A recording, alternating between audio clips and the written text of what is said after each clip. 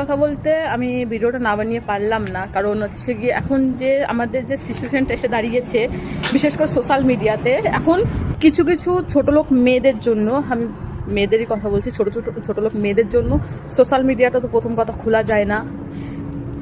Views আর টাকার লোভে এরা যে এতটা নিচে নামতে পারে, সত্যি কথা বলছি, এদের না দেখলে বোঝা যায় না। এদের বাড়ির ফ্যামিলির লোকজনও বা কেমন, যে মেয়ে সায়া প্লাস করে ভিডিও বানাচ্ছে, তারপর হচ্ছে গিয়ে মানে জঘন্য ভিডিও বানাচ্ছে, সেগুলো বাবা মা সাপোর্ট করছে কী করে, দুটো টাকার লোভে।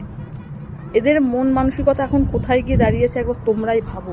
তো ঠিক আছে, তুমি এখন নিজেকে বড় মানে ক্রিয়েটার বলো, সেটা কোনো কথা না, সেটা কোনো ফ্যাক্ট না, কিন্তু যে তুমি তোমার যে শিক্ষাটা না, যে এখানে তোমার বোঝা যাচ্ছে তোমার বাবা মা তোমাকে কেমন শিক্ষা দিয়েছে, বা তোমার ফ্যামিলি বা কেমন, বা তোমাকে কী কারণে এখন সাপোর্ট করছে। দুটো টাকার লোভে মেয়ে যে এইভাবে ভিডিও বানাচ্ছে, সাপোর্ট করছে, বা ওরকম বাবা মাকে না ধিক্কার জানানো উচিত। সত্যি কথা বলতে আমি জানি আমার এই কথাগুলো অনেকের গায়ে লাগবে বা নুনে পোড়ার মতো লাগবে, কিন্তু এটাই বাস্তব। এখন এই জেনারেশনে এসে এটা বাস্তব হয়ে দাঁড়িয়ে গেছে। তো আমি সেই সব বাবা মাদের বলবো যে দুটো টাকার লোভে নিজের মেয়েকে এতটা নিচে নামিও না। আর কি বলবো।